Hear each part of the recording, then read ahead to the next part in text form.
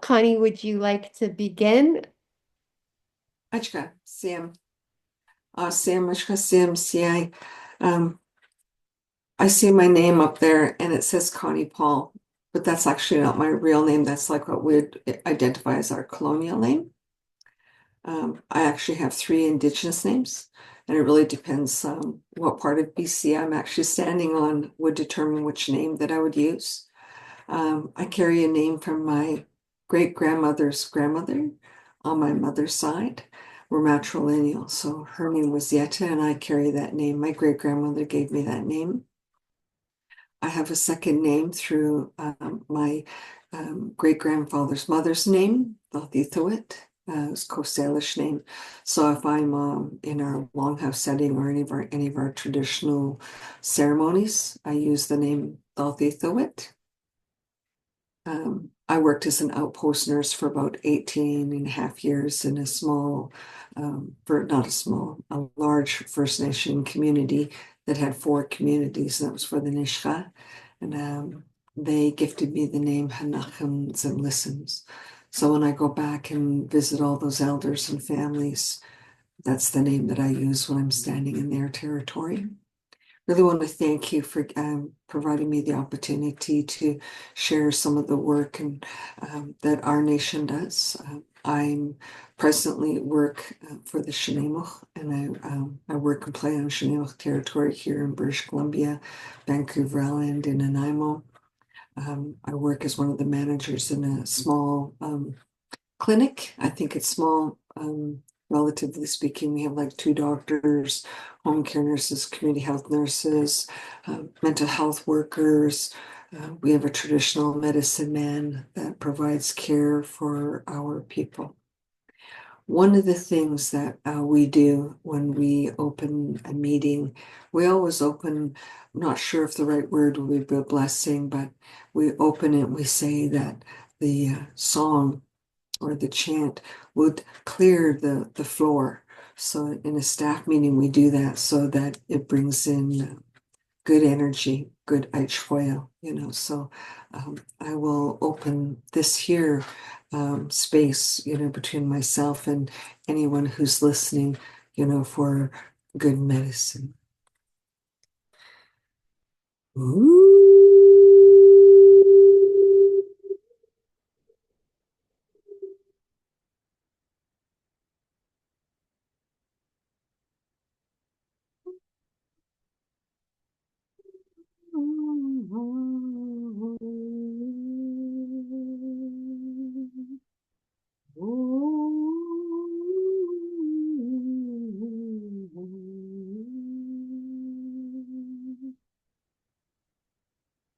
Thank you, Creator. Thank you for bringing each person here today to this sacred circle.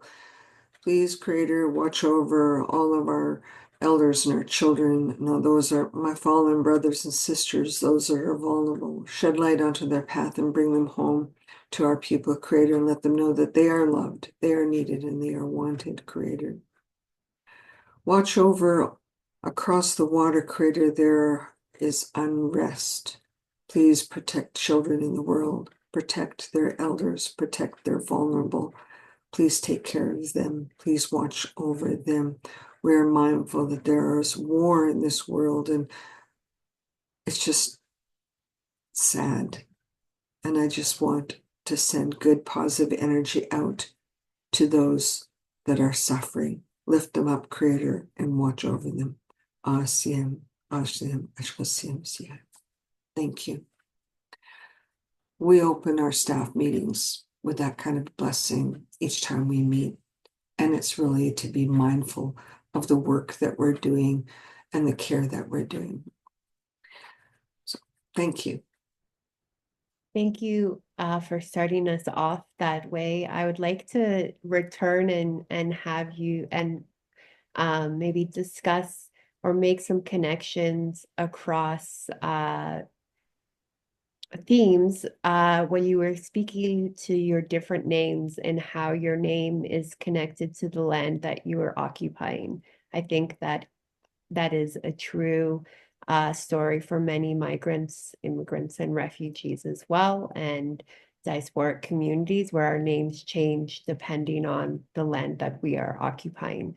So I think that connection across Indigenous experiences and immigrant, migrant, and refugees experience is something we can highlight and celebrate. So if you wanted to say more to that or tell me other connections that you have encountered in your work and life. Thank you.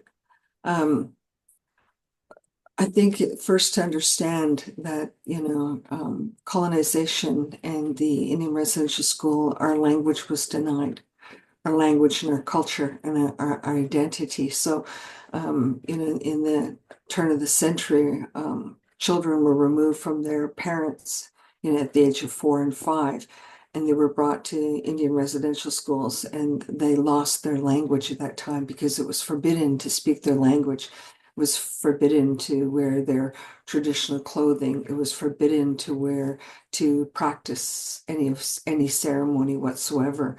And so that was definitely entrenched within the Indian Act, as government, federal government legislation.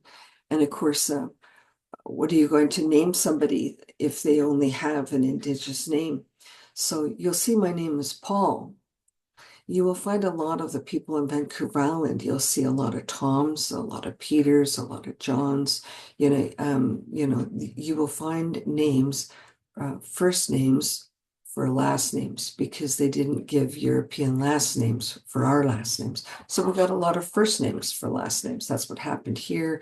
That's what happened when the Indian agent came to Vancouver Island, and that's where you see a lot of first names for last names. But that didn't stop us keeping our own names. We just never used them in mainstream. And I think, because our culture was outlawed, we kept that really private within family and within culture. And I think that's still, you will find some young people, I have some first cousins that have actually given up their colonial name and taken on their Indigenous name. So I think there's a shift over time, where you're seeing more of our people saying, this is my Indian name and this is who I am.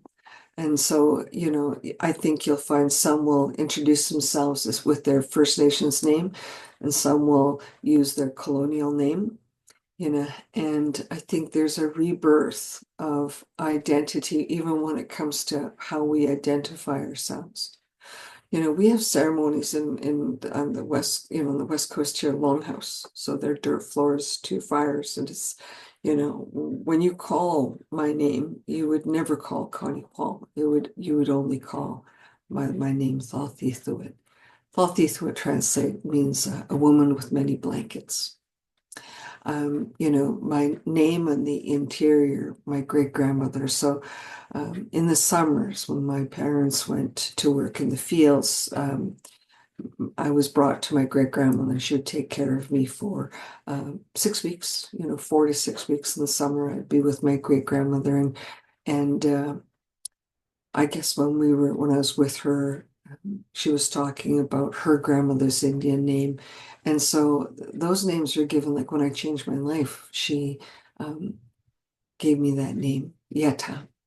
And then we had a dinner, and my uncles came and they talked to me about what the name means. So the name kind of means wings of hummingbird is probably the literal translation, but it's more than that. It's about the way that it's more about the actual movement.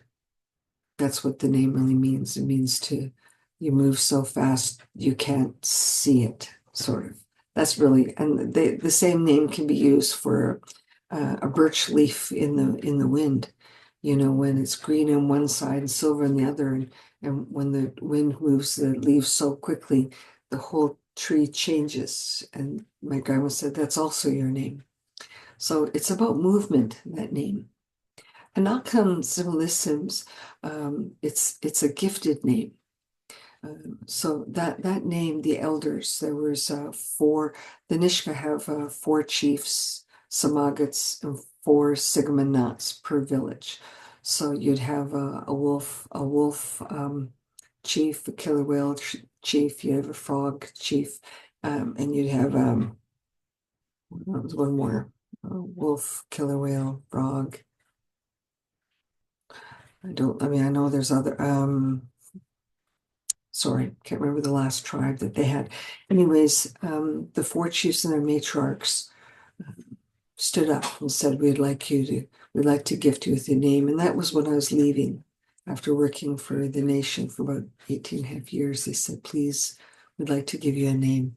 And that name means somebody who cares for people in the Nass River, right? Woman of the Nass, right? So that's where the names come. Most names have a history. Our families covet those names. We give them to family members. And so that's the work that we kind of do in community as we try to be a part of, right? And you're highlighting something that we strive for within the Journeys to Active Citizenship project, which is that community of practice and engaging with the communities that we live in, but also outside of our own circles, right? Um, and I would love to hear more about the work that you've done in the community, specifically with the healthcare services that you have provided, and just locate yourself in that work for our audience as well, and how you've engaged community members to take up their advocacy, like sort of self-advocacy work as well. Yes, I think the community requires exactly that community to come together to create change. And community, I've had family doctors that have come to work and do resident doctors, and they say they use the term family doctor. And I went, it's interesting in Western medicine, a family doctor, you go in and you see the doctor. But for us, family doctors, you go in the home and every single person in that home is your client. And it's not just the client, physical person, but it's also environmental. Like if you see mold, then we need to look at housing and how the environment impacts that person. Or if that person's had a stroke and it's all gravel outside and they need a walkway for their walker or their wheelchair. It's about, do they have food security? Who cares for them? They have pets. I've had elders, who lost the ability to care for their pet. We don't want them to lose their pet. We need to try to find a solution to keep their dog and their cat with them. We have many families living per home, so overcrowding is a natural kind of, it just is. I've been working 36 years as a community health nurse in community, and overcrowding is something that you live with as a nurse, and it's something that you work into your care, that it's not an individual you're caring for, it's the house, it's the environment, it's the family, and it's everything that lives and breathes in that home that you care for. So as when they called allied support workers, if an elder needs a rail, then it's like I need the construction department to put in a rail, handrail. If someone's new in a wheelchair and their doors are built too narrow and they've got a wheelchair and they need to get through, you're gonna have to find ways, find dollars to have that door widened. So you'll end up sitting at tables to create change, that if you're going to build a home, build it for 15 to 20 years from now, build it with the capacity that what are the risks of diabetes? What are the risks of requiring a modified home to meet the needs of the client? So you'll sit at housing. You'll sit at several different kinds of tables.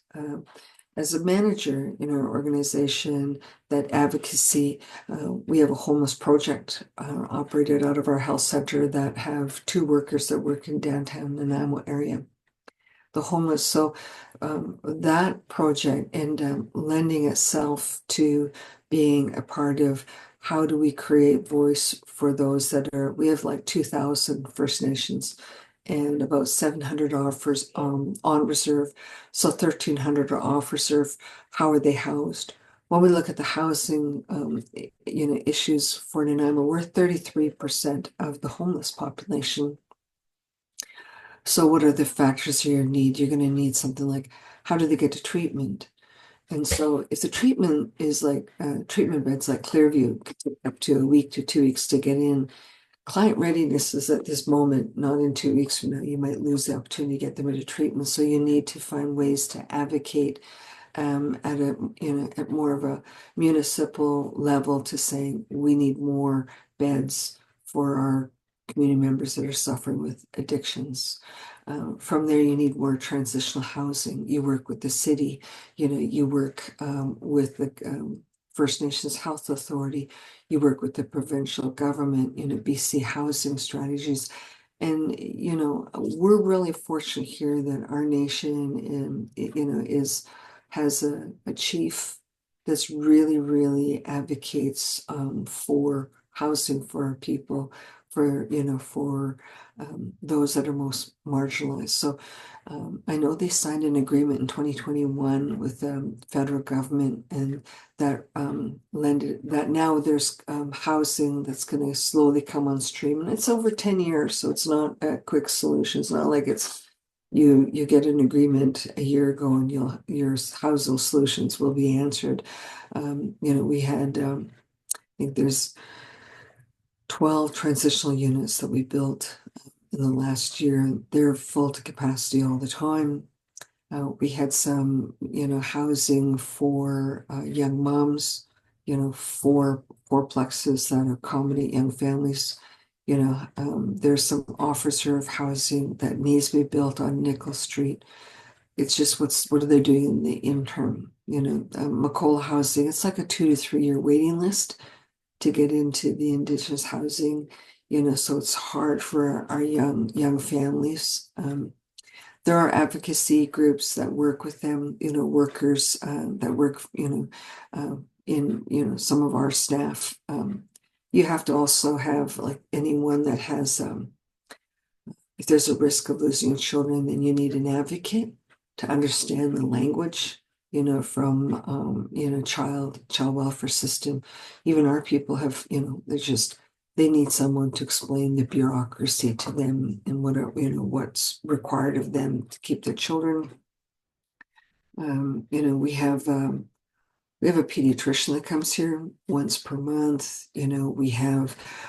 We've thrown in our hat or our cap in with First Nations Health Authority to be a hub, a Snuneymuxw hub, which means that we will get some dollars through First Nations Health Authority to provide allied health support like an OT and a physiotherapist and a dietitian. And those aren't services that we normally see offered. And, those are new physician services. We're just in our community. And when I say just, we are just signing an agreement for, 2 FTE, 2 full-time doctors to work in our community. Never happened before, never in the history. So that's new for us. And we have doctors now, we're working, with the Minister of Health to get a contract put in place, so, how do you support that? You need electronic medical records, you're going to need an examination room, you're going to need capacity to provide that overarching care. So it's been a journey for our nation. We've been asking for many years, and it's around trying to pull all your resources from different places to build. So I think, given where we were 36 years ago, and I think you need to celebrate the successes. You have to be able to recognize that. 36 years ago, when I worked as a home care nurse, there was no such thing as palliative care on reserve. If you wanted palliative care, you need to move off reserve before the province would come on reserve because of jurisdiction issues. And that's, that changed with the tripartite agreement. So that's like the 104 chiefs in British Columbia and the government created agreement that provincial health services could come on reserve. And you think that was a long time ago. That was at 2009. It's not that long ago. So services have really changed for First Nations. And, it's getting better slowly. But you need to find out, what table do I need to sit at to create that change. For us, when they said that we represented 33% of the homeless, when I asked our workers, do we represent 33% of the homeless when they're out there delivering a hot meal once a week? They meant, no, we represent a higher number than that. Well, how do I find that data? So it's called the PIT count, and the point in time count that's done across Canada. And so our nation asked, can we find, and do they count the homeless on reserve? No, they don't. But they did this year. And it takes time. You sit down with individuals and say, we want to find out how many, not only on reserve, but off reserve, are there homeless. So it takes years of commitment to do community development. We partner with the university. Dental was an area. So if anyone knows what happened to our people in the Indian residential schools, a lot of them, including my mom and my dad at age 11, without an anesthetic, brought him in a room, buckled him up, pulled the chair back, and pulled all his teeth out without an anesthetic. And so, a lot of our people are afraid of the healthcare system, or don't trust the healthcare system. They don't trust the dental system. And so when you have that historical treatment, then we need to build trust. And when they see that it's operated by their own people, then they're like, yes, but you've been trained Western thinking. And then you need to find a way to work with those to build that trust. Yes, I am trained Western in terms of Western medicine, but I'm still Hmong first. I want to see services for our people that are specific to our needs. So dental was an area. And then we worked with the university to look at that question. What is the consequences when all of my parents and all of our elders had all their teeth pulled without consideration? And what is that? What did they end up teaching their children? And that's that piece around intergenerational trauma that's happened. And so how do we change that? How do we change that narrative? People can say, yes, they all have free dental care. But if you've been raised in a home that teaches you never to trust Western medicine or Western doctors or dentists, they're not going to participate. So you have to build that trust in the community. And that's really some of the work that I've done over the years, is try to build that trust with our people, that we can be self-determined in our care. And for us, we created something called the One Canoe Model of Care. And that's in relation to that. We're a coastal people. We traveled using the canoe, the dugout canoe, all the time. And so I remember sitting with some of the real elders here that would, canoe paddled up and down the coast here. And I said, what are the teachings around canoe pulling? And, they said, well, you have the skipper, and the skipper chooses the direction. And the skipper looks at who's in the canoe and determines how fast or how quick and what direction. And they use song.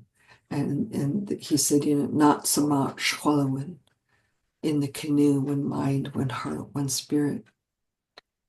And when the elder told me that, I went, that is our model of care. And the client is the skipper. And all the allied support people that are in the canoe, we must become not Samat. We must become one in order to help the client. So that became our model of care.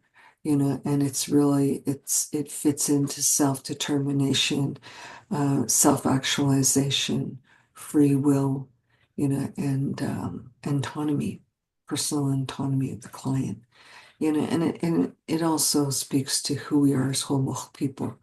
We're saltwater people.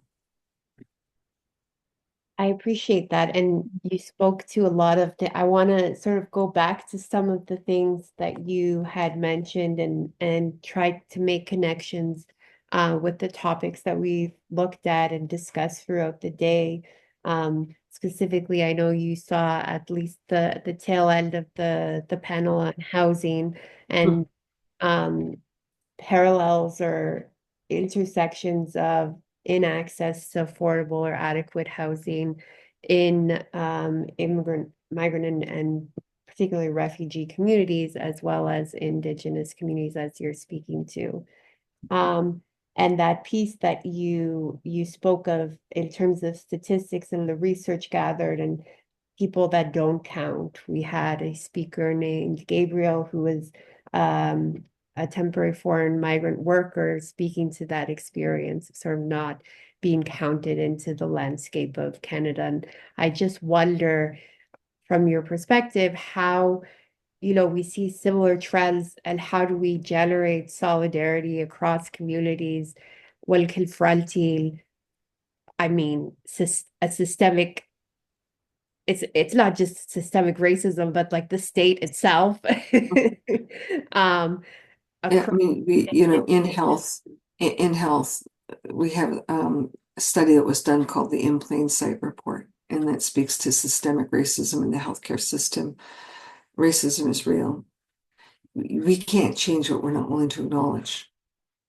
So, those that are sitting in positions of influence, truth and reconciliation tables. I sit at the Truth and Reconciliation table at the Division of Family Practice. I sit at the Truth and Reconciliation table at the University on Curriculum Development. So, those are, what is the saying? Leaders will not sit under the trees of the seeds that they planted. And I think many of the speakers, the one young lady, she's spreading seeds, and those seeds need to be nurtured. And I think it takes, I've always said to nurses, how long are you going to be here? How long are you going to work for the people? Because I know it takes many years to see some of the fruit of all that hard labor. How do you navigate a healthcare system, provincial and federal, and how do you get to those tables? Um, we work with our partners, the nonprofit organizations, and sit at the same tables, and it's my role, it's Marina's role, it's the workers here to create voice for our people. I remember sitting at a table, one of the very first ones I sat at through, and I said, healthcare was segregated for our people. And they said, well, what is it that you feel you can offer this group? And I said, well, I can certainly speak to the Nanaimo Indian Hospital. It was a segregated healthcare system. And I had a doctor, a very, very senior doctor at the hospital, say to me, because this here,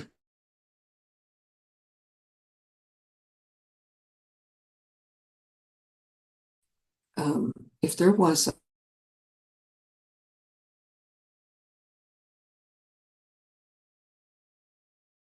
sure she would have talked about it.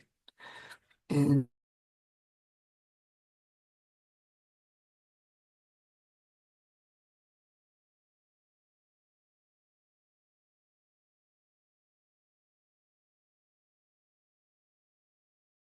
was a segregated hospital. We weren't allowed to go to the White Hospital. And I said, it's called the Nanaimo Indian Hospital. You can Google it. And I said, but what you probably don't know is that when people died there, they were never sent home. They were sent buried in Snuneymuxw. So I said, we just want the truth so that when you're working with clients, you'll understand the lack of trust that we have for the healthcare system. It's historically embedded in our oral history, but it's not in your textbooks, obviously, because you're a doctor and your mother has her master's degree in social work, and she didn't know about it. And that's tragic. And we need to change that. We need to ensure that our history is told at universities. I had one time a instructor told a student, an Indigenous student, there's no such thing as intergenerational trauma.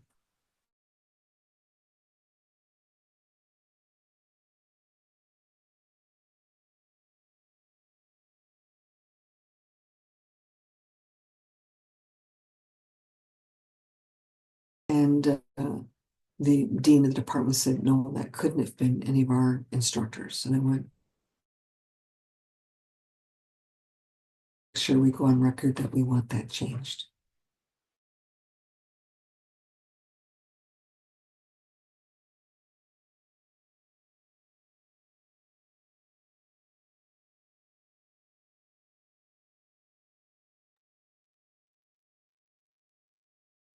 Important to do that. People don't learn with shame or guilt. So how do we collaborate, creating change so that we both can save our face, and have a way of healing together. And I said, because I have enough broken family. I will be the first person to stand up and say, family violence, sexual abuse, child neglect, poverty, a runaway girl. I am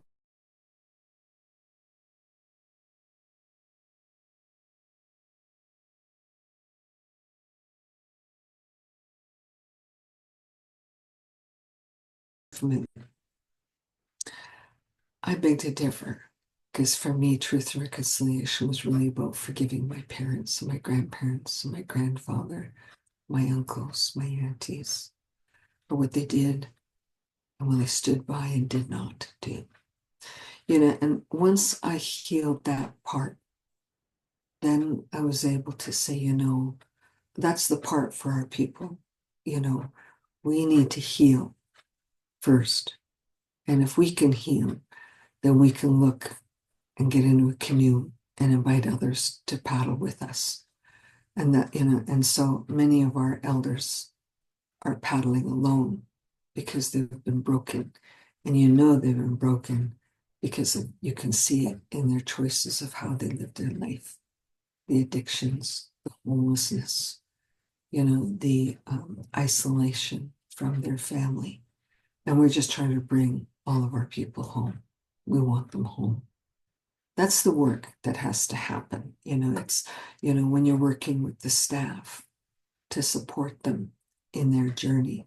Those that have, I cannot imagine those that are from a country where there is trauma, where they have been hurt, by the country that they came from, because I have been hurt and I know how long it's taken to heal that traumatized child.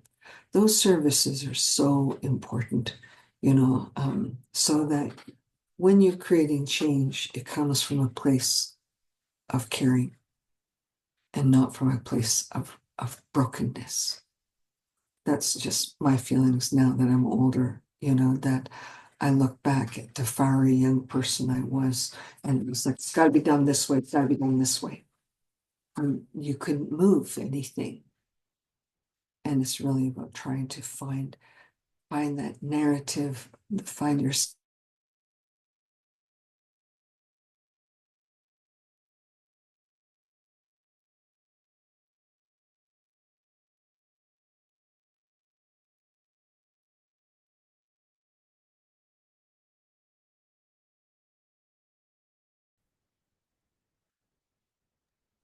Sorry, my internet has been unstable, so I may have missed.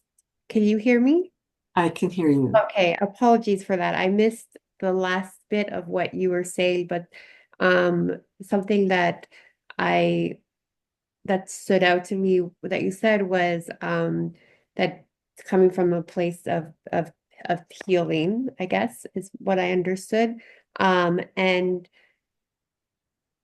sort of prioritizing that. And I wonder, and I asked this to previous panelists in a different format, I guess, a different context, but what does that look like while you're also navigating things like access to funding for services or access to like literal space where we provide services to communities Mhm. or quote unquote clients, or Yeah. and how do we do the work of advocacy and the work of healing and support that Yeah.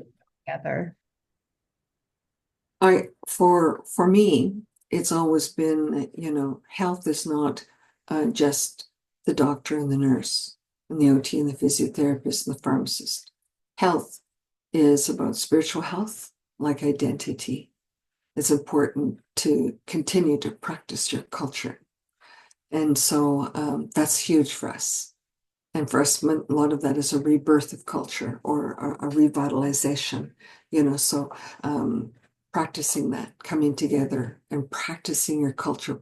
Don't lose your language, because your language is what gives you the poetry of who you are as a people, when you speak your own language. Um, so that healing circle, they call it a healing circle, and that's that spiritual, emotional, physical, and environmental. So for us, environment is a part of our healthcare system. So housing and affordable housing and poverty and education, they're all part of health. So we have under one roof all of that. So ours wouldn't be just a doctor's clinic. It's all of that under one roof. So it's, I sit at an advocacy table on housing, on homelessness, here in Nanaimo. I'm a small piece, one little tiny spoke, on running a homeless project where we go out and provide hot meals, tents, clothing, shelter, jackets. But it's not just for the Indigenous. I mean, we help anyone, when we're out there providing care, to our brothers and sisters that are struggling with addictions.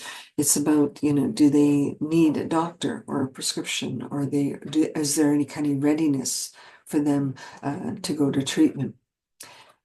Accepting people where they're at and not coming with expectations of what you want them to be. So, when the client is ready and wants to create change, then we do what we can to give them a pathway to saying these is who we can connect with. Other, we have an employment department, for employment and an opportunity, for someone who hasn't worked. Yeah. And then if it's physician services, or if it's a pediatrician, or if it's psychiatry, we have that avenue. If it's counselor, for trauma and addiction, we have mental health workers, so we try. If we also have on our staff a traditional Indian medicine man, they are just as important as as the family doctor, our traditional knowledge keeper keeps our spirituality alive. So we would say he would be able to brush you off. Now, in English, brushing somebody off is to ignore them, but in our language, to be brushed off is using either a feather or cedar boughs and song and a way to remove negative energy. So we use our own traditional ways of being. Never forget that wherever you came from. Celebrate that part and keep it alive in your family. You know, it makes your children stronger. Thank you. And I think we see within the settlement sector too, how organizations will sort of will be around like specific to particular communities, right? Whether Mhm. that's ethnic, racial, or religious, or based Mhm, on gender, etc. So I think that point uh, sort of crosses over to that approach within the settlement sector as well. Um, mhm. I want to invite anyone to post questions in the chat or raise your hand if you have anything to add or ask. But I also, while we allow people the time to do that, I want to um, ask you to sort of I guess I wonder, I think about a lot from my own positionality, and when we think about teachings and learnings, and you talked about the planting of seeds with the research that's being done, right? And bringing an Indigenous knowledge or approach to healing or understanding into non Indigenous spaces. How do we do that respectfully and in a way that's mutually beneficial, or in a way that's dedicated to mutual care? I think it's reaching out. I mean, our nation has always been open, to working with partners, and the teachings that belong in a family is up to them, to that individual person, what they're willing to share. So, I always share the one story. It's a very quick story. It was with my great grandmother. My great grandmother lived in the Okanagan. She tanned hides for a living. She didn't like money. If you wanted any of her tanned work, like gloves or jacket or leggings, you would have to trade with her for what she wanted for that work. She would tan anything from buckskin, moose, bear, you name it. She would tan it, traditionally tan outside. Anyways, my great grandmother was walking up a path, and she bent down and she picked up a rock. And I have rocks for this very reason. And she takes that rock and she puts it in my hand and she said, I am the rock. And she said, wait, wait, meaning you say it. And I was 5 years old, and I'm like, you want me to say that, Grandma? And she says, yeah, wait. And I said, I'm the rock. And she goes, yeah, oh, here. You have to believe it here. I am the rock. And when I am the rock. And so then we walked further down that path that morning, and she picks up a blade of grass and she turns to me and she hands me that blade of grass. And she said, I am the blade of grass. Wait, wait. And I said, I'm the blade of grass. And she kind of went, okay. And we walked further down. And of course, this was on the Okanagan Reserve, and there's lots of pine trees there. And there's this massive pine cone. It was huge, as big as my face. I was 5, so I just remember it being humongous. She handed me that pine cone. She said, I am the pine cone. And I'm looking at this massive pine cone. I am the pine cone. And of course, when you're 5 years old, you very quickly love the idea like I can be anything around me. I am everything. I am everything. I am the land. And so you become the bark, you become the beetle, you become the butterfly. And that afternoon, there was this little tiny stream called Pony Stream, and they're all called Pony Stream. Anyways, I said to my grandma, I said, Grandma, can I be the water? Go ahead. And I ran and I lied, and it was a little creek, and it was about 18 inches wide and three inches deep. And I remember throwing the water up and looking at my great grandmother saying, I am the water, I am the water. And she goes, yeah, you're the water, all right. You're the water. And so, that was a teaching of hers that she gave me when I was 5.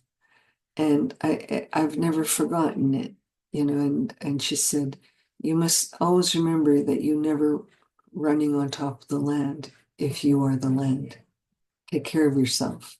Have some self-respect. And so that was her teaching. And, that night I remember the first star, and I went, Grandma, I am the star. I am the star. She goes, no, you can't be the star. I said, I can't be the star. No, you can't be. I said, how come I can't be the star? She said, the star is for the ancestors. One day my body will return back to the land, and I am the land once again. I become one with the land. But in here, my spirit, my soul, my Siyada, my song becomes one of the stars. And so in your darkness, if you're ever alone and you feel you're truly, truly alone, in that darkness, you look up and I am there and you are never alone. I will always be with you. That's a teaching. Never forget your teachings. And there will be elders out there that will share really good teachings. And for me, when I'm walking and hiking, and I've done a lot of backpacking in my life and camping out on the land, I always remember what you said. I am the cedar. I am the sea. I am the rocks. I am the clam. I am everything. And there is no such concept as an individual amongst our people. You're part of everything. And the sooner we learn that, the healthier we will take care of who we are as one people. I leave that with you. Yeah, I thank you. Thank you for that. I appreciate that. And I think it will resonate with a lot of our audience members and sector as we think about also the many stories that have been told throughout the day. I want to thank you for joining us today, but and also a final note from you on sort of, I mean, I guess that was, I should have just left it there. That was a beautiful ending, but I guess just one last comment or um maybe request or what, like, how do we bridge these gaps between communities, I guess? Is it through that storytelling or are there other mechanisms that we can also engage in? Um, Attend some of our gatherings and reach out because I think our struggles are really the same struggle. I don't know how many times I've said I'm First Nations, but I'm treated as an immigrant in my own country. I'm treated as a foreigner, and so, I'm not treated equal. I don't have equal access to health care. Handy Dart won't come on a reserve, by the way. Handy Dart is medical facility, medical vehicle to come and pick up people and bring them to dialysis. They don't come on reserve. So people think healthcare is equal for us. It's not. It's a struggle and it's a fight to get equality, and so that's we have many, many of the same goals. We want the same rights to education. We want our children to go to university. We want housing. We want electricity. Our nation just got running water, by the way, five years ago. And in Nanaimo, everyone else has had running water. So yeah, you know, uh, let's partner because I see a lot of similarities when you're talking that we have the same struggle. And it's there. And I think you need to find those political tables where your voice is heard. Someone mentioned that there are non-for-profit organizations that sit at some of these senior positions. Here in Nanaimo, that's like United Way. And so the government will choose an organization to be the distributing organization. Well, you need to start working on their nonprofit organization and become a part of their committee to find out how do you get voice for your people, because that's what we did. Yeah. Great, thank you so much. I just want to read two comments from the chat. Paloma says, this was very incredible. Thank you so much for this. This was wonderful, insightful, and healing. And Elka writes, that was just an amazing and powerful story and teaching. Thank you so much.